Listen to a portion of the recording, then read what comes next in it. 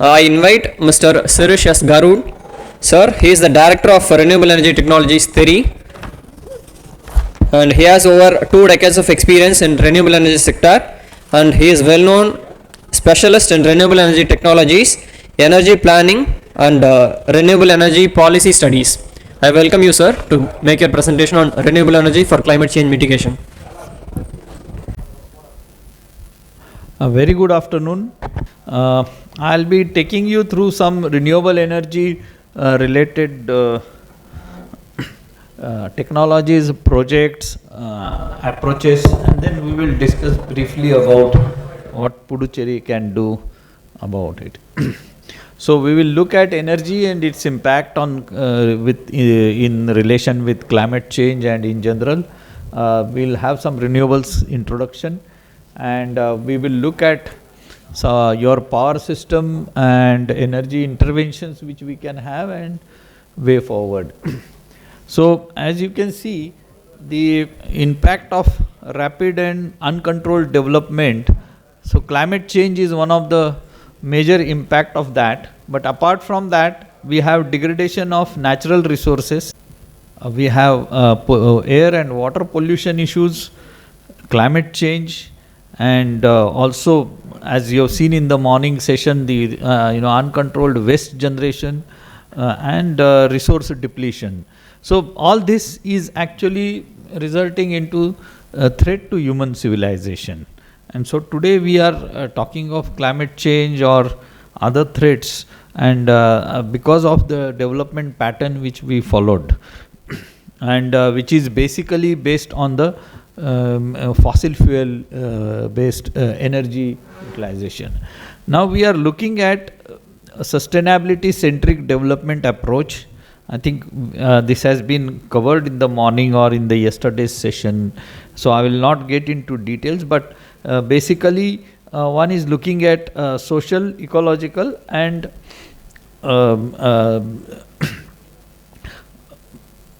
environmental sustainable development pattern, and one is looking at quality of life which will meet the physical needs, emotional, spiritual, and intellectual needs. So we are looking at a society which will develop into a better society on all the fronts. Now if we look at the energy, because energy is the main driver for development, and per capita energy consumption is also an indicator, and if we look at the per capita energy consumption versus human development index, all the developed countries have very high per capita energy consumption as compared to the underdeveloped or least developed countries. Now in total, if you look at the energy demand, the energy demand, about 51% is thermal energy demand, around 32% is in the transport sector, and in the power sector about 17%. So we have also mapped here the I don't know if this is not working anyway, the share of renewables into all these energy demand. So as you can see, the share is very, very small compared to the overall energy demand, particularly in thermal and transport, whereas in power sector there has been lot of improvement, and about 26% share of renewables is there. So and it is evident with the way the solar and wind power plants are coming up even in India.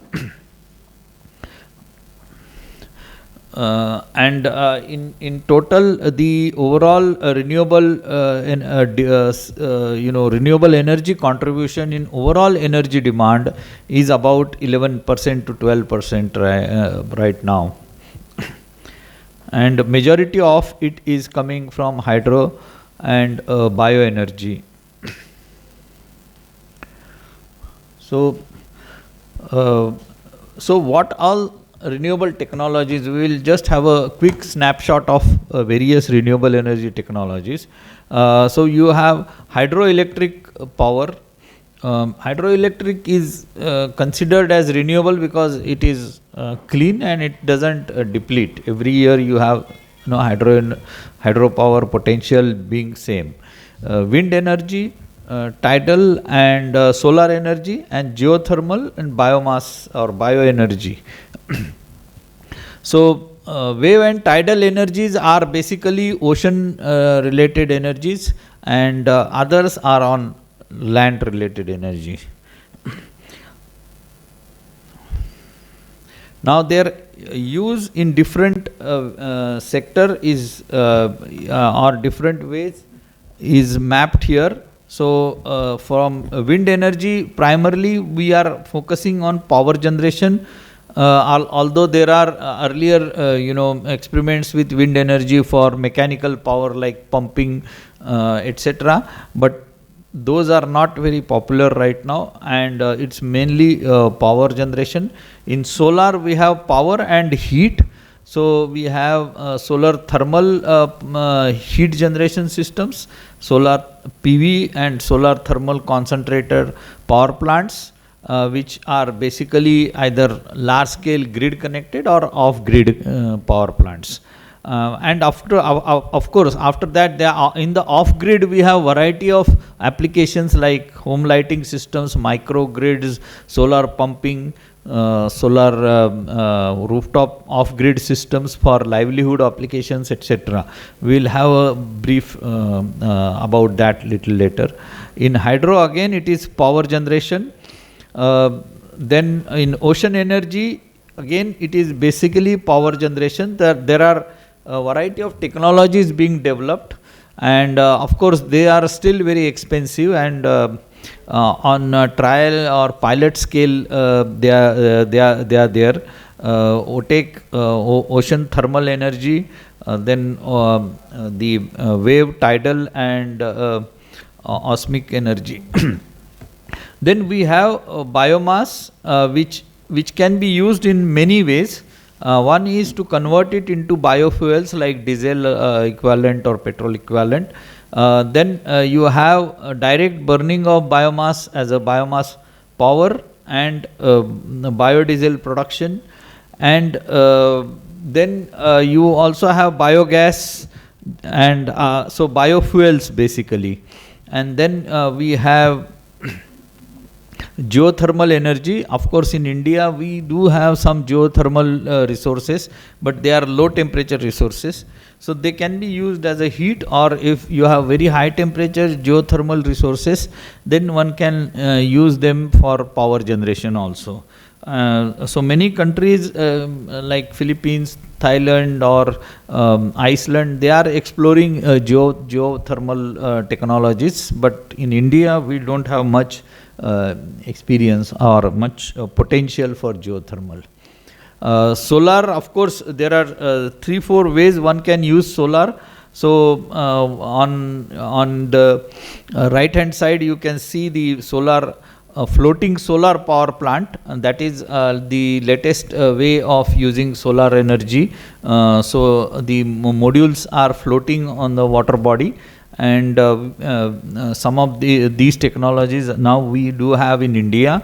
The middle one is solar water heating system, which you might have seen because it's very common on buildings and rooftops.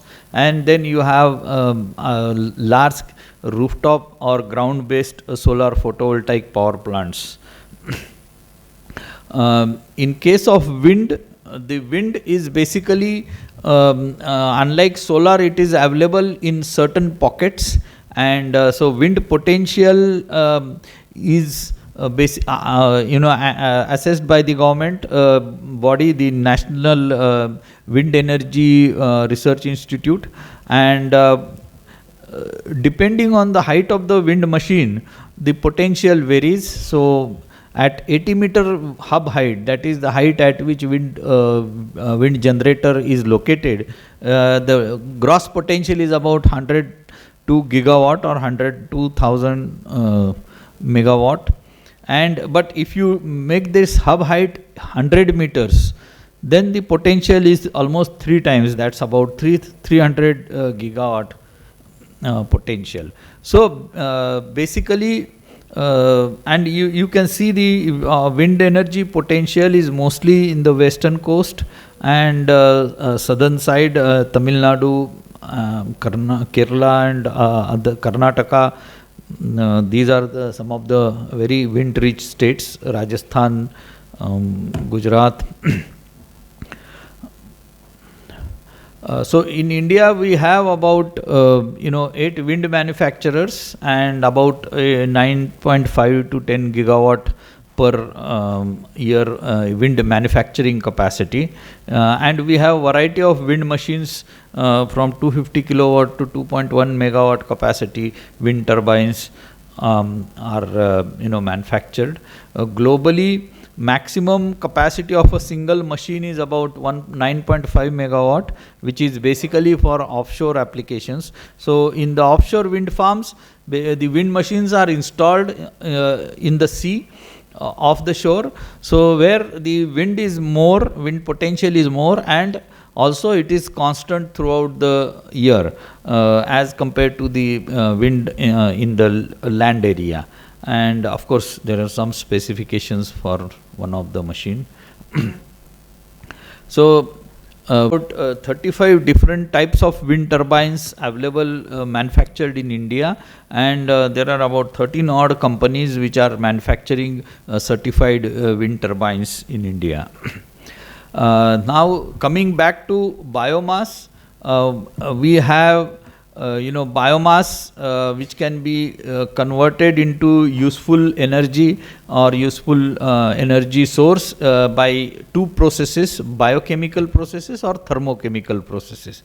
In thermochemical processes, basically heat is used to convert the biomass, and in biochemical the chemical reactions are used. So it is basically extraction of biodiesel, for example, or anaerobic digestion in case of say waste, biodegradable waste, which is like biomass or biogas generation using kitchen waste, or biogas generation using gobar.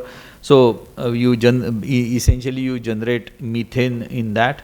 Then alcoholic fermentation, so ethanol is generated. And in thermochemical, you can just burn the biomass either in the boiler or in the cook stove, and you generate heat which can be used for cooking or for industrial heating purposes.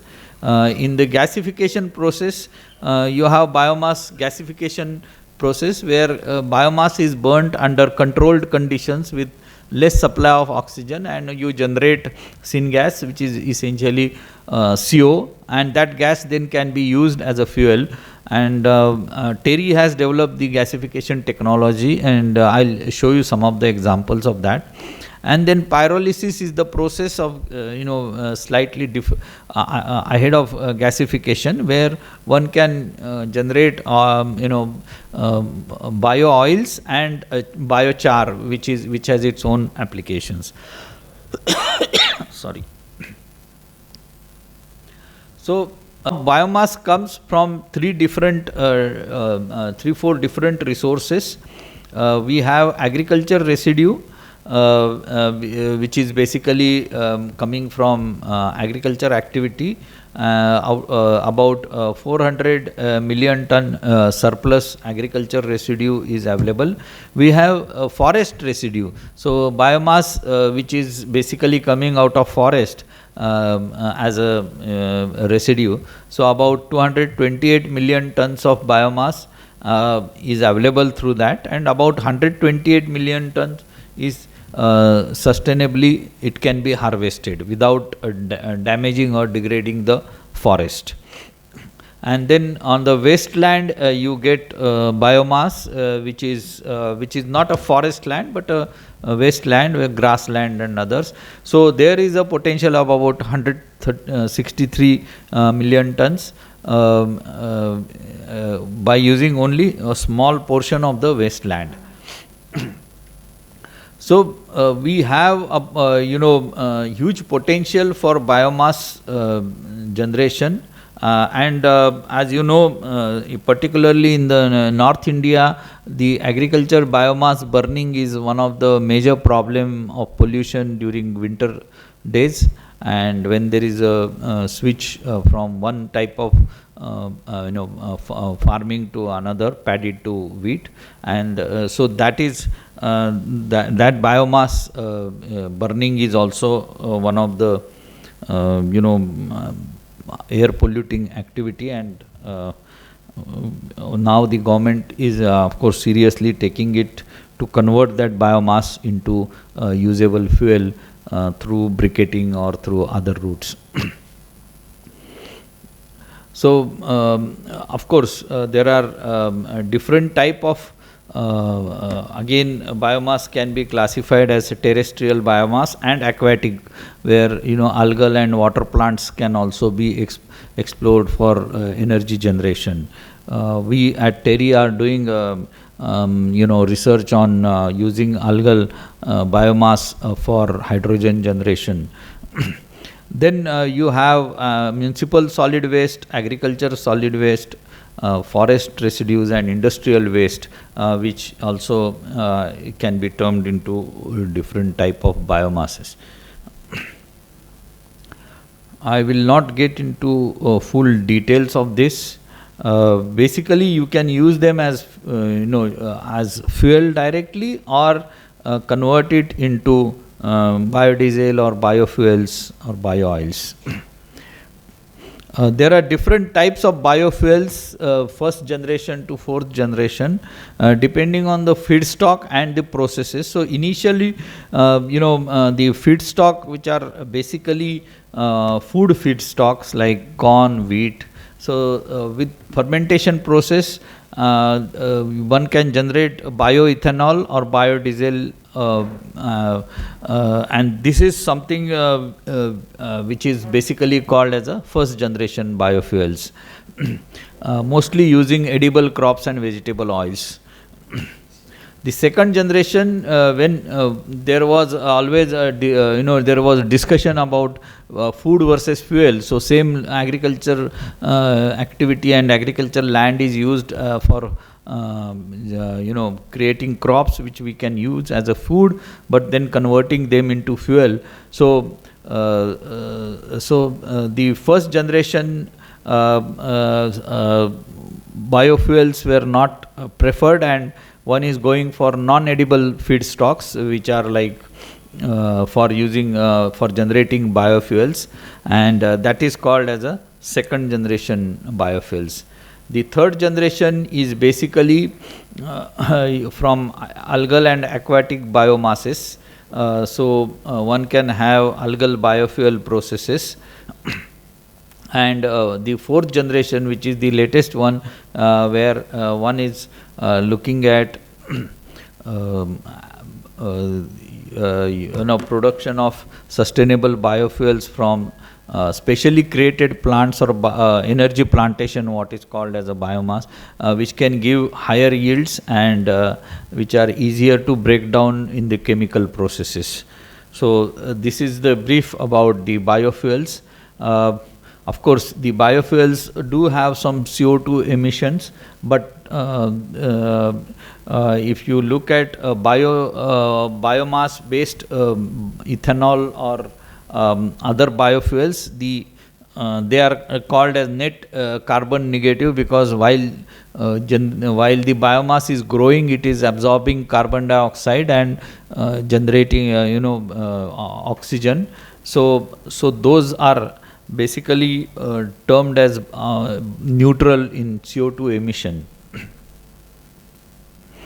Now I've just mapped the potential for wave and tidal energy, which is quite high, about 12,000 megawatt for tidal power and about 41,000 megawatt of wave energy on the coast of India in different states. But as I mentioned, these technologies are quite expensive, and so far there were few attempts of developing these the demonstration projects in West Bengal, in Tamil Nadu, in Gujarat, but nothing really has worked out as on date. Now, our renewable energy target, as you might be knowing, is about 175 gigawatt of power generation capacity, of which about 100 gigawatt will come from solar, 60 from wind, 10 from the biomass, and 5 from small hydro. So now out of this 175 gigawatt, we have already installed more than 110 gigawatt, and rest of the capacity is under different processes of tendering. So the renewable energy target is likely to be, if not 100% achieved, but substantial achievement is expected by end of 2022. And here is basically the growth of renewables in last few years, from 2015 to 16, when the targets were increased, and you can see the growth is very high growth we are having in last few years, and it is continued because our new target is about 500 gigawatt of renewable energy by 2030. And along with that, we have target of higher percentage of use of renewable energy in total energy. And as you know, in the latest announcement, in the COP26, the Honorable Prime Minister has mentioned that we will be total net zero by 2017. And for that, renewables are going to play an important role. Sorry. So,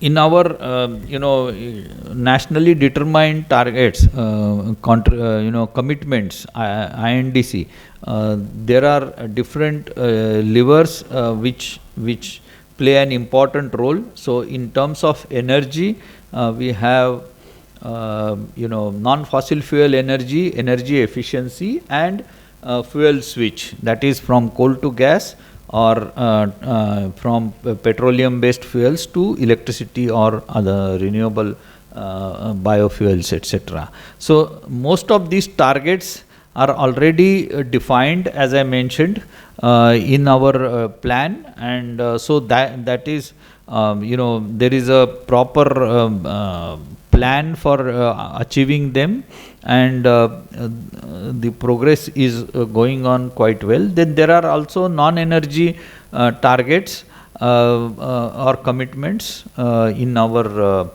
INDC, but some of them are in terms of definite numbers they are there, but others are not yet. Now, since the entire fossil fuel is major contributor for CO2 emissions, which are in turn are responsible for climate change, we have now working on a energy transition. So we are going through a transition of energy sector, which is fuel based, fossil fuel based to renewable based, and the three drivers for it are basically, one is of course the government push. We have policies, we have regulations, and we have targets. So this particular government, central government, increased the target of solar mission, which was announced in as a climate action plan in 2010, 20 gigawatt by 2022. So that was revised to 175 gigawatt by 2022, and we have already crossed 100. So that is one of the driver. When government pushes some policy measures or through announcements, the industry responds, and so one of the good example of that is this target increase in renewable energy power generation target by 5 times, and we have almost achieved that. The next is of course the any such transition or any such thing needs financial investments.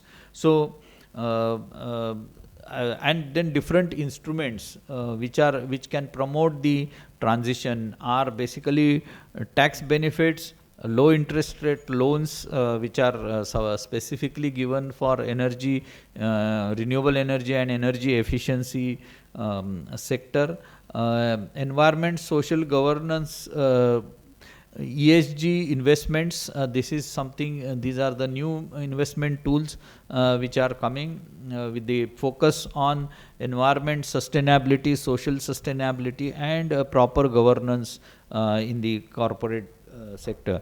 So, and then of course clean energy funds which are there, and new green bonds, etc. So, that is another driver for energy transition. And third driver is the global initiatives. So, for example, climate change commitments as a part of Paris Agreement, or now the COP26 commitments, or a lot of countries have announced now net zero targets. Then there is a movement called RE100, Renewable Energy 100. So companies are registering themselves and committing themselves to become 100% renewable based by certain time frame. And so this is a kind of a NGO initiative, but happening quite well. And then of course there are climate funds, especially the pension funds who are investing in climate friendly technologies or renewable energy technology, and all these are main drivers for energy transition. As far as India is concerned, our one of the reason for us to go in renewable drive is also the energy security, because 85% of our petroleum requirement is coming from imported petroleum. And although one reason is of course to reduce the consumption from climate change and pollution perspective, but second reason is also to develop the new technologies or new resources which are available within the country. And one of them, the focus area, is of course the renewables. Some examples I will show you how the renewables can, the Magarpatta is a part of, it's a big housing complex or colony in Pune. About 1,000 plus households are there, and they have deliberately gone for renewable energy interventions like solar water heating and others, and they have reduced their GHG emissions compared to a colony of similar nature substantially, and they will be net negative in terms of GHG emissions over a period. So this is one of the example of in case of a rooftop, the solar PV prices are coming down, and so rooftop now generates electricity at much lower rates as compared to the tariffs in different states. And so that is one example of how the renewable energy technologies are becoming competitive. We have been carrying out studies for industries, and this is I am showing specifically because Puducherry has a large number of industries, and so this is for a particular steel industry complex where we have identified potential for solar in mining areas, on floating solar, and in rooftop solar, etc., and including the stadium rooftop. So there are a lot of areas where solar can be explored, on the buildings or on the water bodies, etc. We also have our technology for biogas generation using kitchen waste, which is called as a Terry's team technology. and this is one of the plant which we have put. We can these plants can be designed from 50 kg per day kitchen waste to 2 ton per day kitchen waste handling, and gas can be used again for cooking, or for large scale it can also be used after purification as a CNG replacement for vehicles. So we have put many number of such plants with our technology. Now this is intervention in rural areas where access to electricity is important. So we have solar power plant which is powering different livelihood generation activities, for example grinding or lighting for businesses or waxing refrigerator, etc. And these are the live projects where people have been benefited, and they are using this solar electricity in a remote and non-electrified areas. Now this is another example where the solar power plant has been put for livelihood generation and also irrigation of farmland. Sorry. Another interesting applications which we have developed is the ferry boats which are in this is particularly we have done in Varanasi, where the ferry boats are used for people to travel along Ganges, and they are converted into electric ferry boats. So instead of kerosene or diesel driven engines, now they are using the battery powered motors, and battery is charged using solar energy, which is so charging station is installed on the shore, and the station charges the batteries, and that is used for powering the boats. So these are very good examples of how solar energy can be used innovatively in different applications. Not necessarily one has to put large solar power plant everywhere. We also have, as I mentioned, we have biomass gasification technology where the gasifier can generate electricity, and here we have set up the cold storage for rural areas using biomass gasifier, and also it is also supplying electricity to couple of villages. So the cold storage is used by the farmers when they have excess crop, they can store it and then they can sell it when there is a good market available for the agricultural produce. And this is typically 50 kilowatt to 100 kilowatt kind of capacities, and can be installed in small villages. We have different applications of biomass gasification for silk reeling, drying oven, rubber drying, large scale cooking, or retrofitted with bakery oven. So these are some of the technologies which we have developed and installed in the field, and these can play small but important role in converting the inefficient processes or using fuel or coal to biomass based processes, where biomass is efficiently used using gasification process. Another important field which is now emerging is hydrogen, as you might have noticed in recent times, because hydrogen has multiple applications. It can be used as a chemical in chemical processes, for example in fertilizer production, in refineries, etc. It can also be used as a energy storage media, where hydrogen can be stored, generated using renewable energy and stored in terms of pressurized or other storage technologies, and then it can be used for power generation or as a fuel. So hydrogen, basically you have hydrogen generation technologies, hydrogen production, which can be either solar photovoltaic or wind power plant powered solar hydrogen generation. Then we have hydrogen transportation and storage technologies, which can be small trucks or large ships, or pipelines, or the different technologies for hydrogen storage and handling.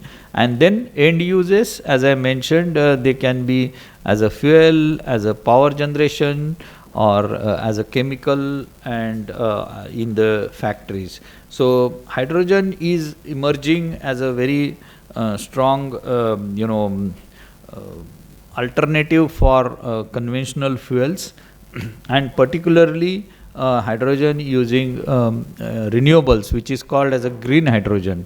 Here we have estimated the potential for green hydrogen worldwide and in India, and we have estimated that about 30 million ton hydrogen can be produced using the renewable energy resources apart from power generation. I mean, what we are going to use for power generation, apart from that, hydrogen generation is possible, and of course we need to have more investments and aggressive plans to use renewables for hydrogen generation. The hydrogen mission has been announced, and recently the policy also has been announced by the Government of India to promote generation and consumption of green hydrogen. It also plans to invest in infrastructure like electrolyzer, etc. And we see that this will pick up in coming years. There are some initiatives by Indian industry in hydrogen sector, particularly green hydrogen. So IOCL, which is a major oil company, has announced their green hydrogen plant for a Mathura refinery. Refineries and fertilizer sectors are the one who are already using hydrogen in their processes, but right now they are generating this hydrogen using steam methane reformation process, where which generates lot of CO2, and now the green hydrogen is being thought about to replace that grey hydrogen, what we call it, which then of course there are hydrogen buses, fuel cell buses, which Tata Motors has developed with technology from ISRO, and the IOCL and Tata Motors are planning to introduce those buses in certain parts of the country. And then they are also working on developing hydrogen storage tanks, etc. So NTPC is looking at a microgrid where hydrogen fuel cell based storage is possible in Ladakh as a part of the Green Ladakh initiative. The hydrogen storage, then they are also looking at green methanol plant, where hydrogen plus carbon, which is captured from their thermal gas power plant, thermal coal power plant, which can be used to generate methanol and green ammonia. So like that, there are different, apart from these public sector, the private sector companies are also, like Reliance Industries has announced that they will put 4 giga factories for PV module batteries, fuel cell and electrolyzer manufacturing, and their target is to produce hydrogen at $1 per kg in next years.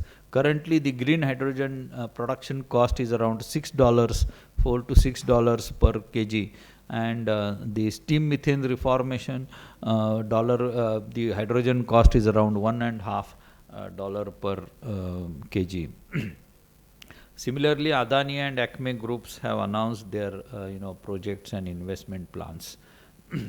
Now, coming back to Puducherry, this is the electricity system for Puducherry. Of course, the union territory is divided into multi-location units, and currently we have a power supply of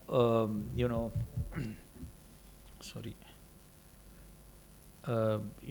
from different resources, particularly central power stations, NTPC power stations, Tamil Nadu Tangenco power stations, and there is a small gas power plant in Puducherry, in Karaikal, which is about 32 megawatt.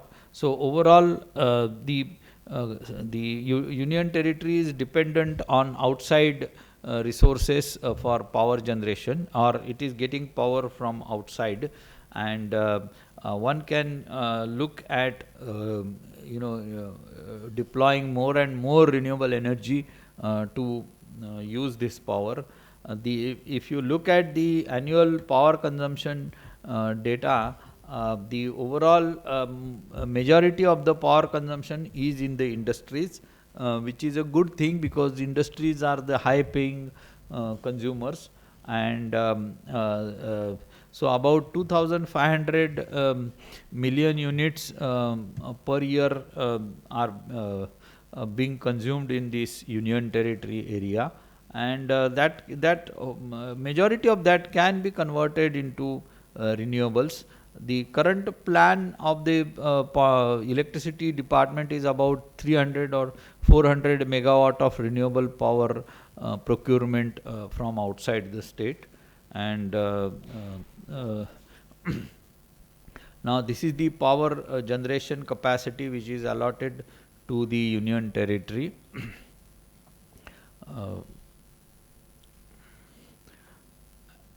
And this is of course the annual consumption, as I mentioned, so for 3 years. So we can look at converting this as a state action plan on climate change. We can work on renewable energy options, looking at rooftop solar, looking at industrial sector rooftops, the water bodies for floating solar, irrigation pumping, etc. So there is a good scope for Puducherry to get into renewables in a big way. We can also look at the biogas power plants, because you have good agriculture base, so that also can be explored. Now, just a small slide on what all these initiatives and how they are impacting on sustainability and sustainable development goals. So for renewable power, as I mentioned, we have target about 450 gigawatt by 2030, which will create new jobs, and of course there will be GHG emission reduction. National Solar Mission, where we have a lot of rural employment, industry development, and international partnerships like International Solar Alliance has come out, and then of course GHG reduction is the common benefit for all these schemes. We have Wind Revolution, where again there is a industrial development and rural development. The hydro mission, we are looking at 5 gigawatt of hydro by 2022 and 80 gigawatt by 2030. So which will help in decentralized rural electrification, livelihood generation, and improving quality of life. So also we have national biofuel policy and scheme for biomass and biogas generation, which will bring in a lot of investments in rural areas, particularly in agriculture areas, and also recycling of agriculture and urban waste will happen through this, and there will be good emission reduction potential for all these schemes. Now, what role the industries which are in the Puducherry area? We have big industrial, establishments here in textile, in aluminium and others. So they can switch to renewables. They can adopt strategies to reduce the overall carbon footprint of their supply chain through energy efficiency, renewable and circular economy, which we discussed in the morning session. And they can also diversify their businesses into renewable energy sector for hydrogen energy storage or electrification of industrial activities, EV transport, etc. So, to conclude, we can see there are many areas for renewable energy interventions in industries, in farming, in power generation, for example, solar PV and thermal. Wind, one can look at also offshore, and bioenergy for waste to energy and biofuels, and hydrogen for industrial applications. So these can bring in new investments and create new jobs in this union territory area.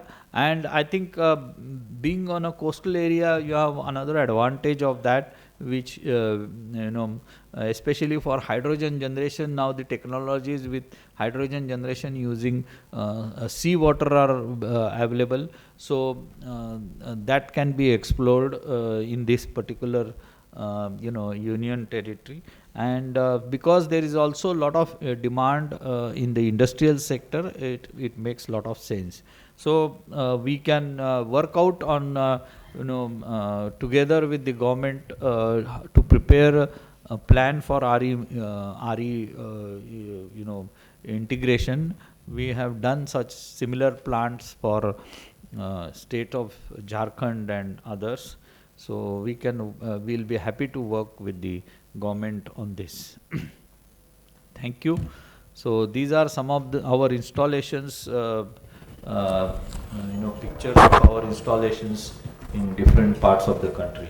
Thank you very much for your time and patient listening.